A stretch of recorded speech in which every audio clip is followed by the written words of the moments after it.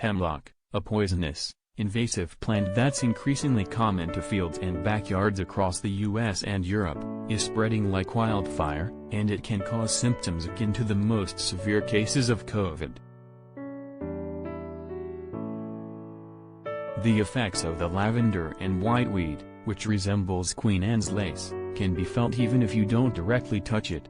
Jim LeBlond, a resident of Madeira, Ohio, almost fatally learned this last May after cleaning out his backyard.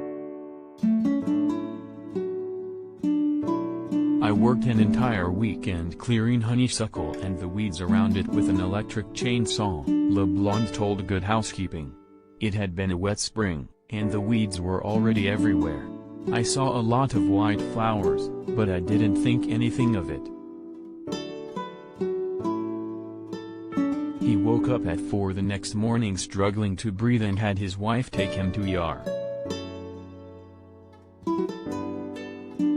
Doctors first feared the fully vaccinated LeBlond had a nasty case of COVID or pneumonia and admitted him to the ICU. His oxygen levels were reaching critical lows.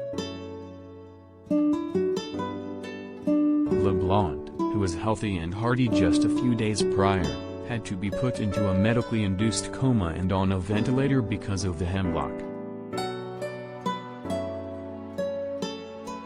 "I remember getting moved to a room," LeBlond said of his early days in the hospital. "But my memory of the next 3 weeks is totally blank." As his wife, Jean, sat tearfully by his side, she feared for the worst. "I was told many times he might not survive," she said.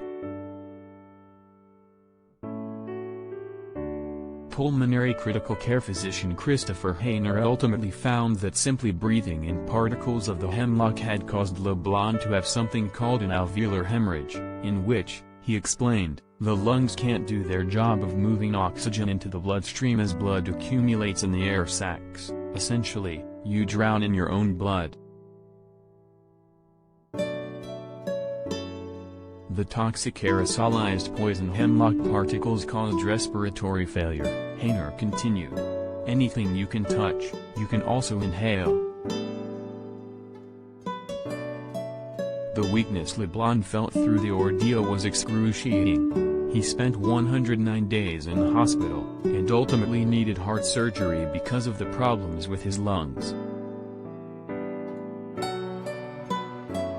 "Lying there, you think you should be able to just get up and go home, but you can't," he said.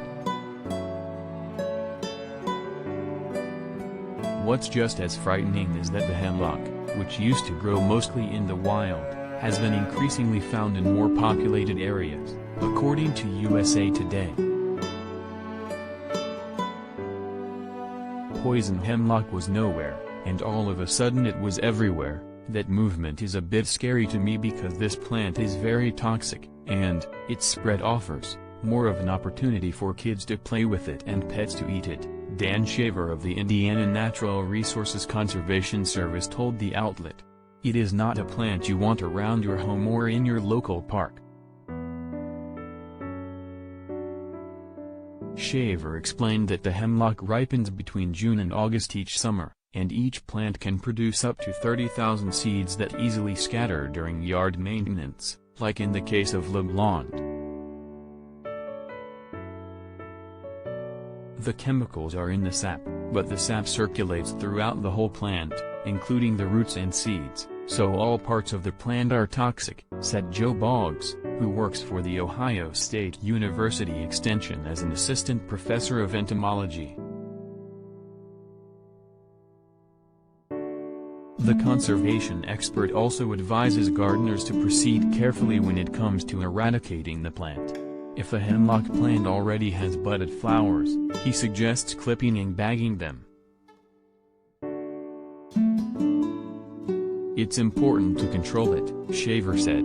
"But it's something that requires a lot of thought and caution before doing so."